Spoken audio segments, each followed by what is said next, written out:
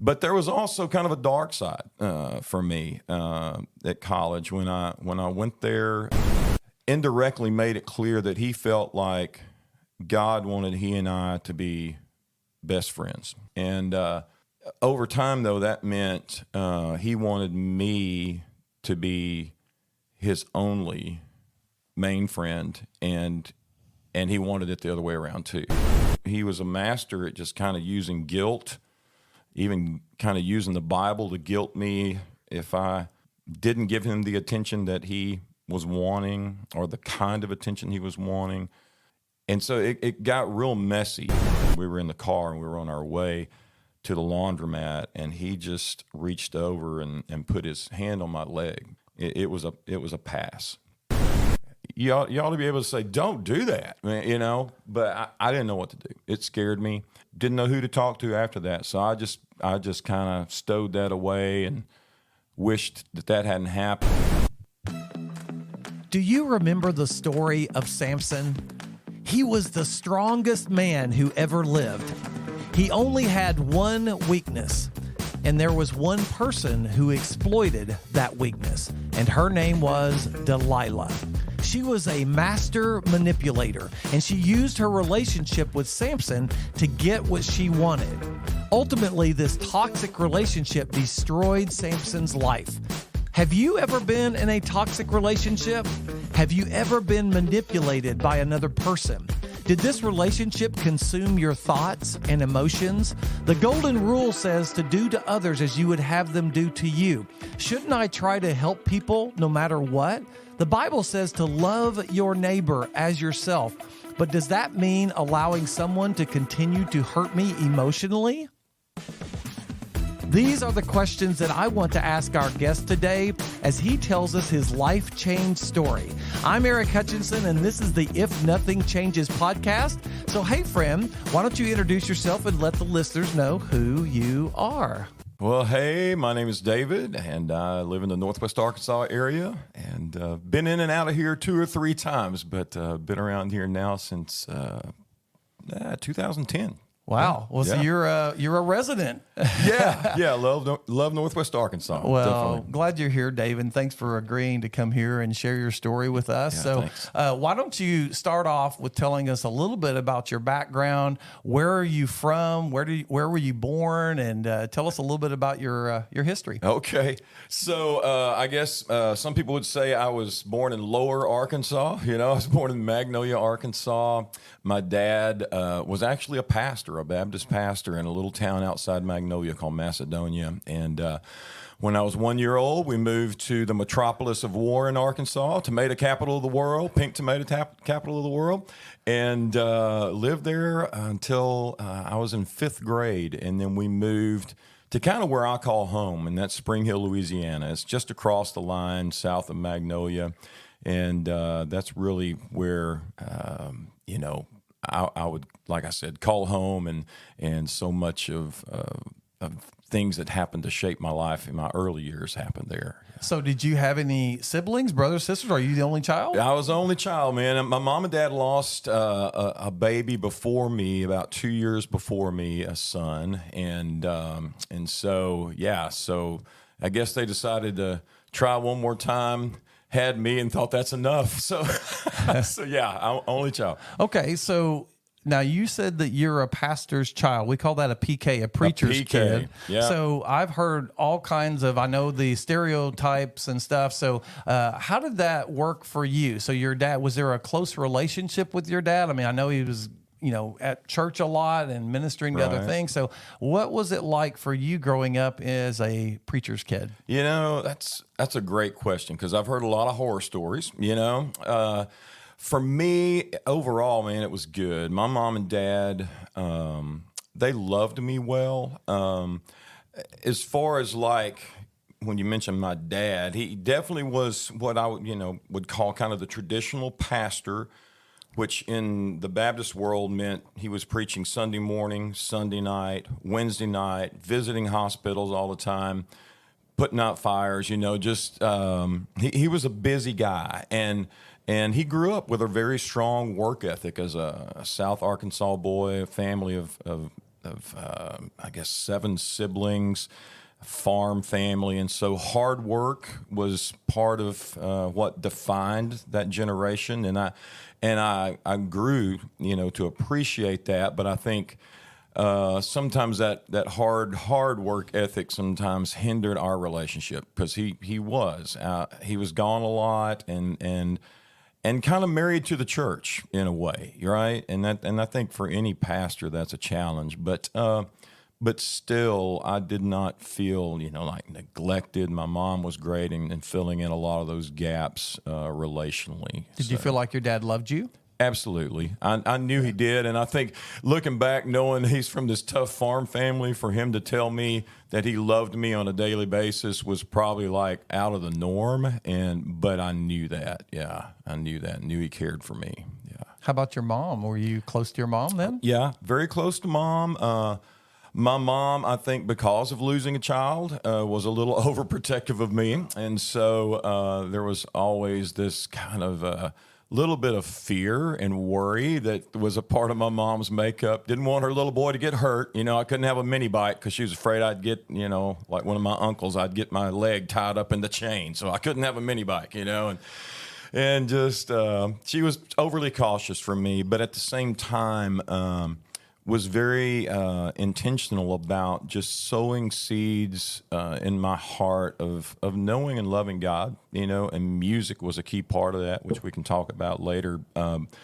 But she, she had a keen sense, as probably most moms do, of just being able to kind of read between the lines and see where I was at emotionally. Was I hurting? Was I happy? And would initiate conversation where I think my dad just didn't know for sure how to do that, Yeah.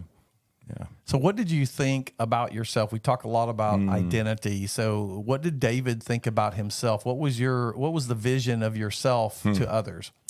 As a young kid, all the way up even through junior high, I was thinking about this recently that I was a bit timid.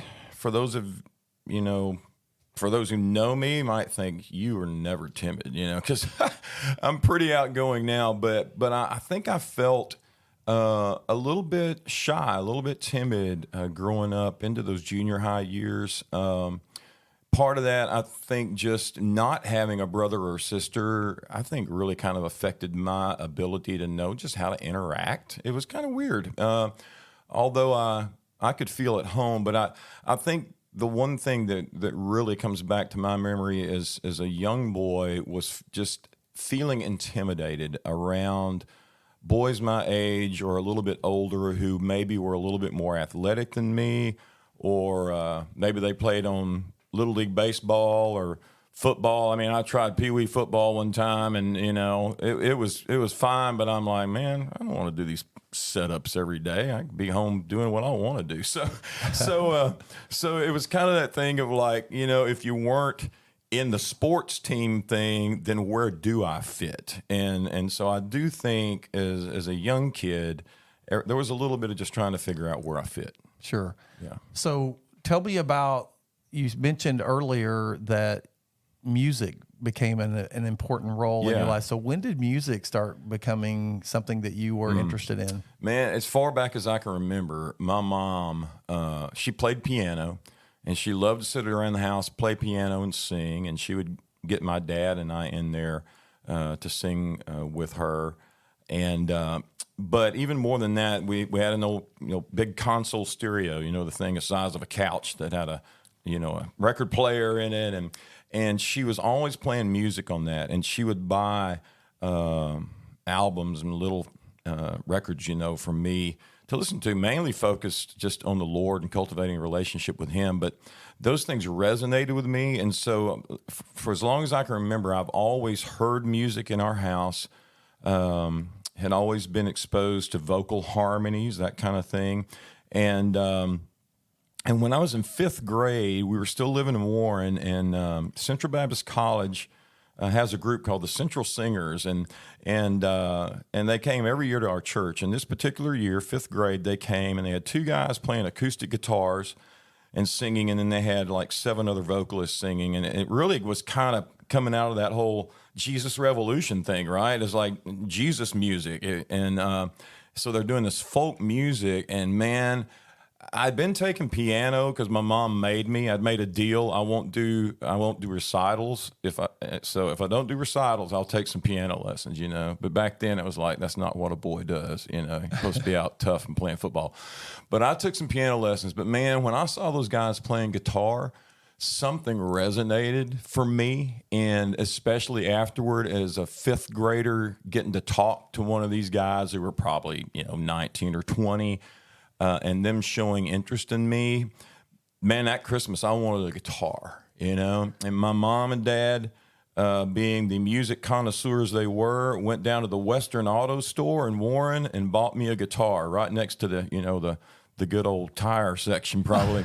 But that got me started my interest in learning how to play the guitar, and that opened up a whole new world for me. So let me ask you this question, because mentioning the preacher's kid thing. Yeah. So you were exposed to God and to the gospel, and probably weekly, maybe daily. So when did David have a God moment, and was it sincere as a child, or did that come later? Okay, you're exposing me here. So when I was, man, I don't know, third grade or fourth grade, this is just goofy, but it is what it is, I had this crush on this little girl in our church in Warren. And I remember one Sunday morning, my dad shared the gospel, what Jesus did for us, and dying on the cross and rising again, paying for our sins. And he did that every week. Well, one Sunday morning, he offered this invitation for people to give their lives to Jesus at the end of the service. Well, this little girl I had a crush on, man, she goes down there to talk to him. And I'm like, dude, okay. And all I remember is going home and telling my dad that I wanted to be saved, as we call it, saved from our sins. But all I really wanted was an inroad into this little gal's life. I mean, that's just sounds so immature, but anyway, it was true. And I remember my dad praying with me, but it meant nothing to me. It really meant nothing to me. So fast forward, I'm 11 years old. We're living in Louisiana. And it was a different scene. I can remember just the reality, even as a young kid at 11, knowing, man, I've done the wrong things that I know displease God, and then and also just the reality of knowing, man, someday Jesus is going to return, and I knew that the decision, my eternal destiny, and what was going to happen to me when I died was on me. It became very real, and so in that context, over a few weeks, I really kind of battled with that. There was something stirring in my heart. I knew there was something going on. God was getting my attention, even as an 11-year-old. And ultimately, I came to that realization, I know, I had the little crush on that little girl back then, but there wasn't anything real about that. But what's going on in my heart and my head right now is very real.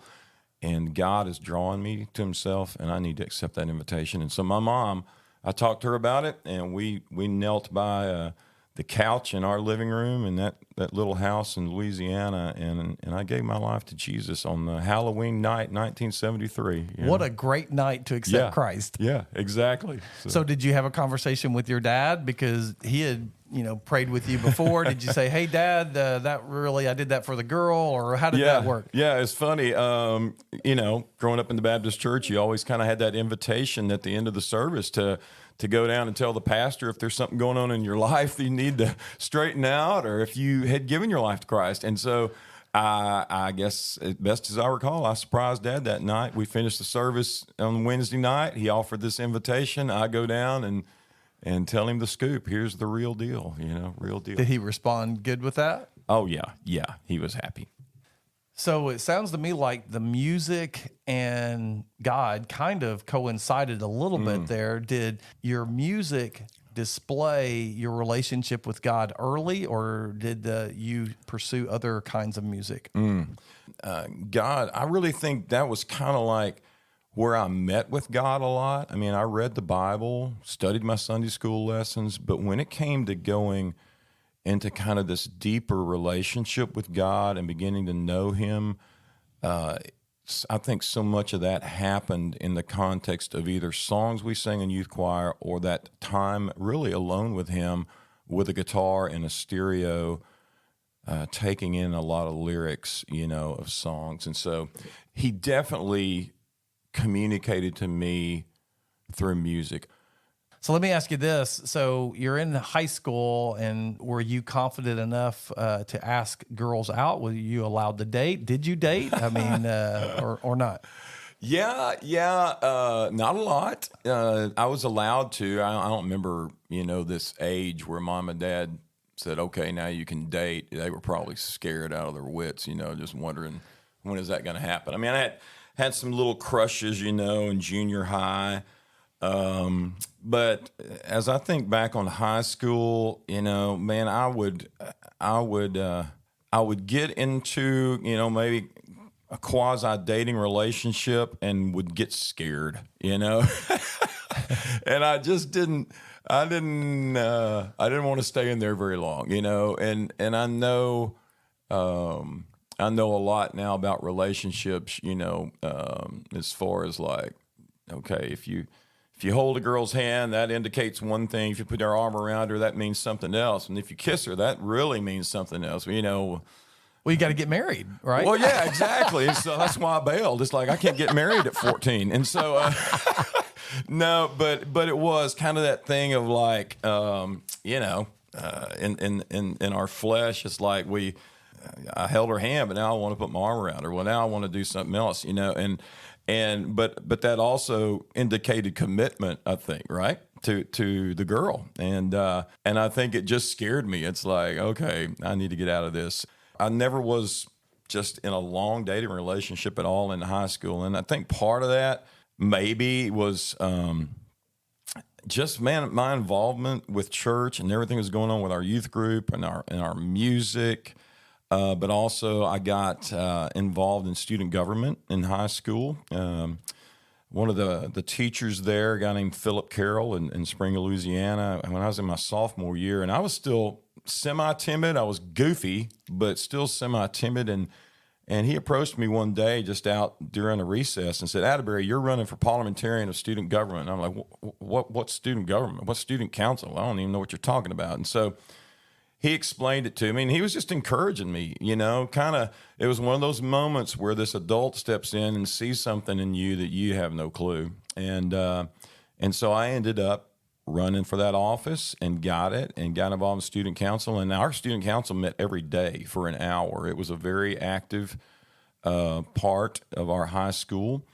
And that, man, that shifted kind of my trajectory, because another youth pastor had come into our church. His name was Donnie Parrish, and Donnie had a huge impact in my life, just as other youth pastors had. But it was at a significant point in time where I observed a very caring, charismatic kind of personality guy. He was from South Louisiana.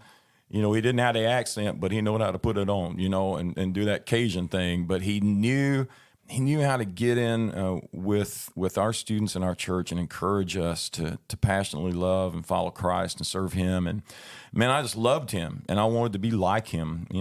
Two men, my dad and Donnie, that I wanted to emulate.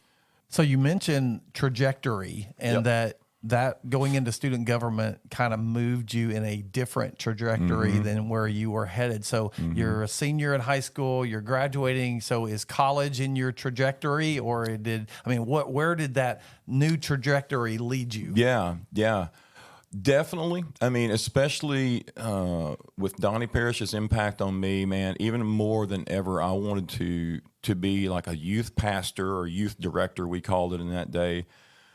But in our churches growing up, it was kind of a package deal. You're the youth and music director, right? And so that was the thing. Okay, I'm going to go to college, and I'm gonna do whatever it takes. I don't know what that is, but to become one of those guys. And so in that context, that really kind of limited my scope. Where am I going? Especially on the youth ministry side. I could study music at a lot of schools, but throwing in the ministry side of things was different. And so there were a couple of colleges in our denomination that I was looking at, and honestly, auditioned for a couple of performing groups that did PR for those colleges, and I took the one that gave me the most money.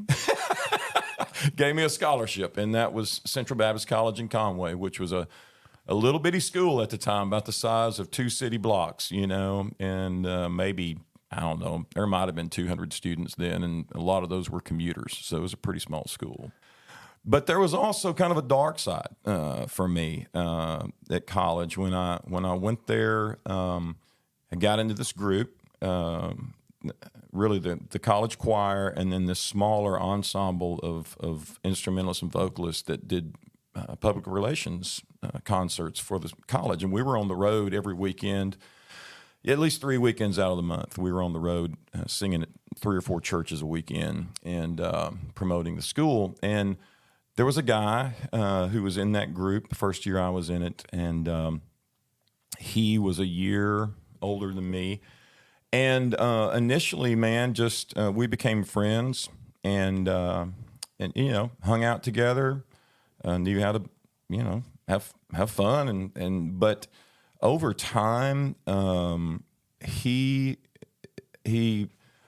indirectly made it clear that he felt like God wanted he and I to be best friends. And over time, though, that meant he wanted me to be his only main friend, and he wanted it the other way around too. That he would be the only person that was like my best friend, and other relationships needed to take a real distant back seat to that relationship. He had come from an abusive background, and he had shared a lot about that with me, and I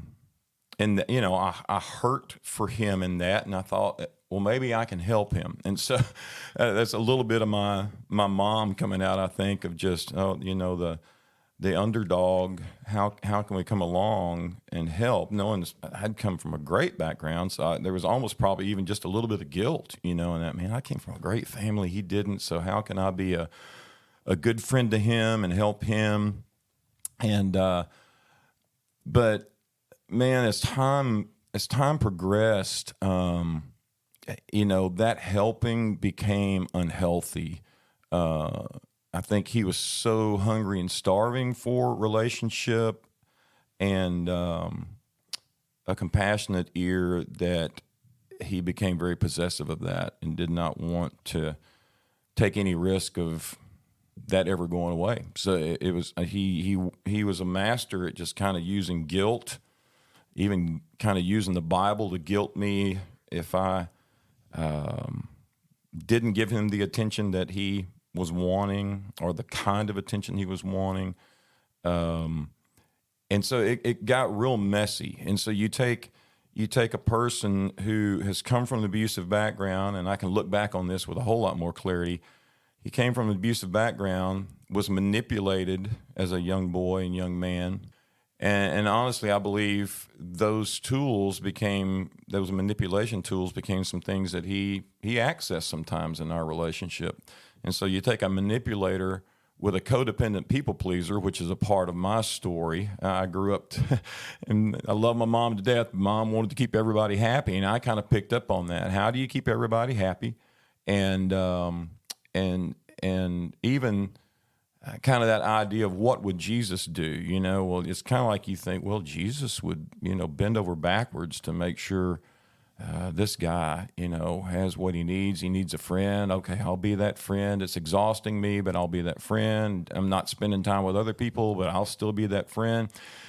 And it's like, now I know, well, Jesus didn't let people run over him and manipulate him, and I had to learn that later.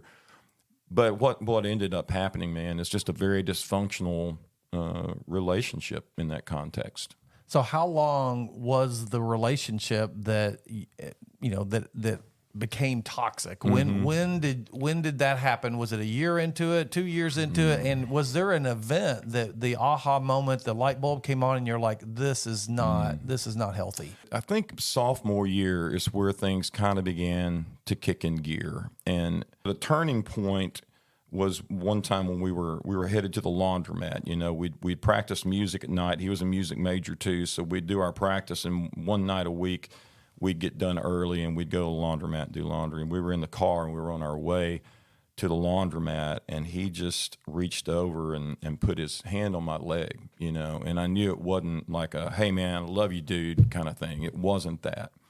It was a pass. And I can just remember being in his car just thinking, I don't know what to do with this. And, you know, and it's really kind of crazy when you think about that. You'd think, man, you ought to be able to say, don't do that, you know, but I didn't know what to do. It scared me.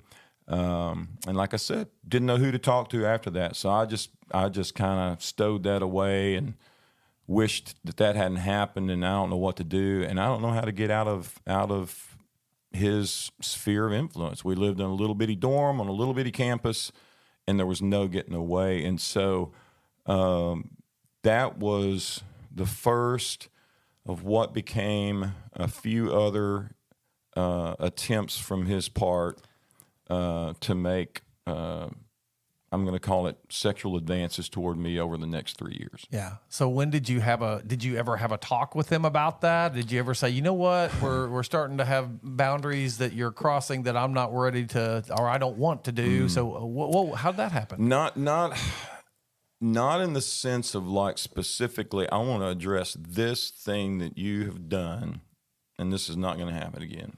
That conversation never happened. But I do remember, in regards to anger, this is kind of probably my second strong memory of anger was one day just being in the dorm room and man, just feeling this sense of his trying to do something toward me. And here I am at this Christian school, man, and I just remember yelling at him. I don't remember what I screamed, but I screamed. And I remember letting out an expletive in the middle of that. But I was so angry, and I think so frightened and trapped. And I let all of that out, and then his response to me was, "Oh, Mr. Goody Christian, you know, Mr. Goody Christian, listen to what you just said," you know. And he was he was a craftsman. He was good at that. And but I do think that probably was a turning point. And I don't remember anything happening after that. So it's kind of like I put up a boundary for the first time. At least it wasn't clear, but it was like, I'm ticked and I'm getting it out right now. So did you repair the relationship after that, or was that the break and you said no more? I mean, where did that relationship end, or did it? It didn't end. No. You know, we ultimately became roommates, as dysfunctional as that was. You know, the senior year we became roommates, and I think, looking back, it was almost like, boy, an addiction is probably not a good way to put it, but I think I just felt like I don't know any way out of this. I don't know who to talk about those advances that have been made, and even when I would try, there were a few times that I said, I want other friends. I'm going to spend time with other people, and he would kind of throw a little smirky smile and guilt toward me, but I would try that. But ultimately, again, you know, very, very small school. There was nowhere to go where he was not, in essence. And so it would just become default. I'll just default back to the dysfunctional relationship, default back to there, make the best of it, try to make it work, just get your degree, get out of here, and all will be well. So was it? No. Did you? Okay. So you got me on the edge of my seat. So you graduated college. Yeah, what man. happened to the relationship? Well, you know, I moved away, started working with the first church. Man, I'm a music and youth pastor now, right? You know, didn't know jack really what I was doing, but it was like, man, finally I get to do this passion in my heart, and I'm away from this guy. but there was this kind of built-in expectation that we would talk every week, on the phone, and there was just a lot of manipulation still going on there, a lot of consuming my time, consuming my energies, and that went on, man, for another 10 years. Wow. So the after effects of kind of this semi-control to times of feeling like, man, I'm in a better place, so I'm going to try to take, a better stance on some things and kind of turn the tables on this in a different kind of way. Those kind of things would happen, but the after effects went on for a good 10 years, and didn't really process with anyone the things that had happened. So 10 years, that's a long time. So were you in close proximity? I mean, you were serving at a church. Was it a long ways from where this guy was? Did you guys meet every now and then, had coffee, or what? Yeah, as crazy as it sounds, yeah, we were about 3.5 hours apart, and so kind of carrying on this pseudo friendship. Before I got married, I would drive to Louisiana to see my parents, and I would stop to see him. Might even spend the night,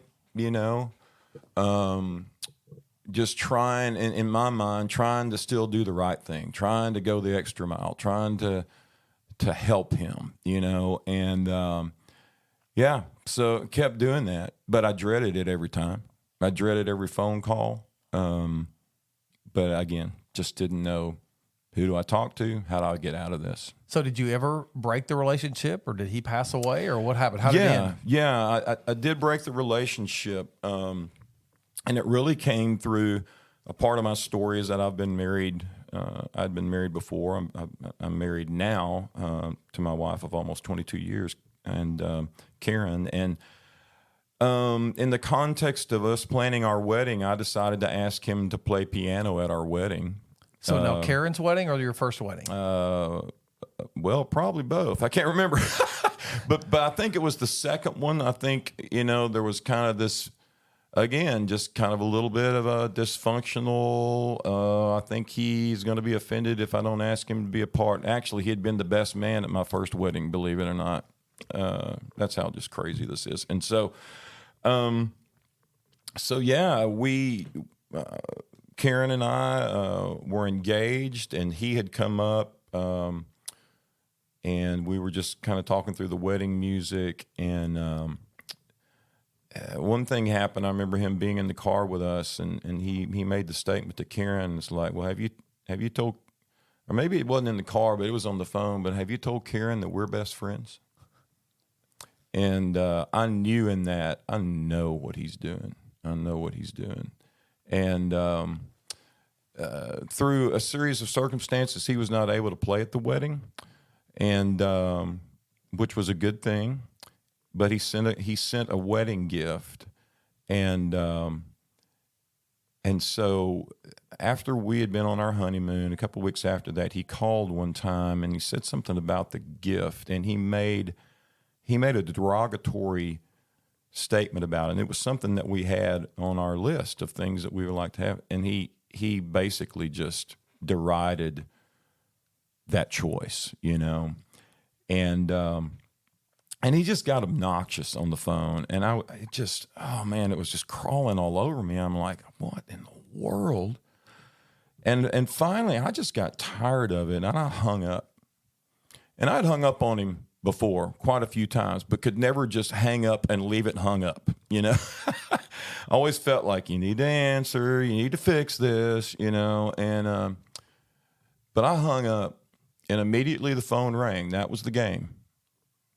And Karen looked at me, she said, "Don't answer it." And I said, "All right." And I didn't. And he left a scathing message, very guilt-laden message. But, sometimes God speaks to you in the most unusual places, man. And after we listened to that message, I went to the bathroom. All right. And while I'm in the bathroom,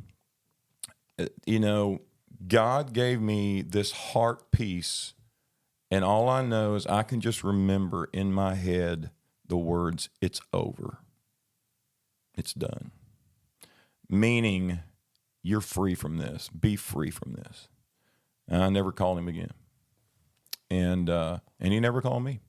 And it was like a line in the sand was drawn, and it was done. Yeah. Wow. So, David, how would you encourage a person who is in a toxic relationship?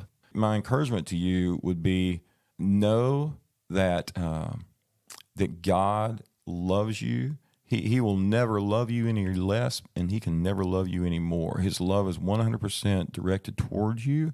But I also encourage you to know that sometimes he may be waiting for you to make a next step, and that could be, I need to get a counselor.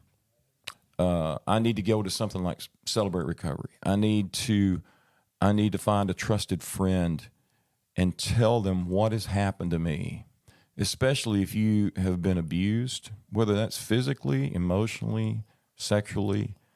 I waited way too long to let somebody into my story, and I wasted a lot of years carrying a lot of stress and anxiety.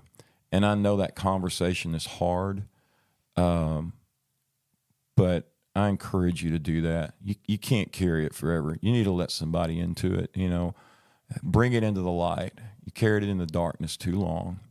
And if you're in a situation where right now, man, your life is threatened, and you're in an abusive thing, maybe you're on the other side of toxic anger, and your life is threatened, your family is threatened, I encourage you to reach out.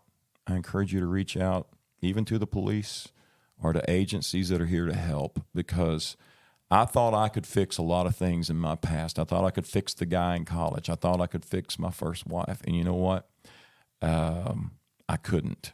And there's just too much history on trying to fix toxic relationships when you're the only healthy one. You need to step out. Take care of you first. Put the oxygen mask on first, and then figure out what helping somebody else looks like after that.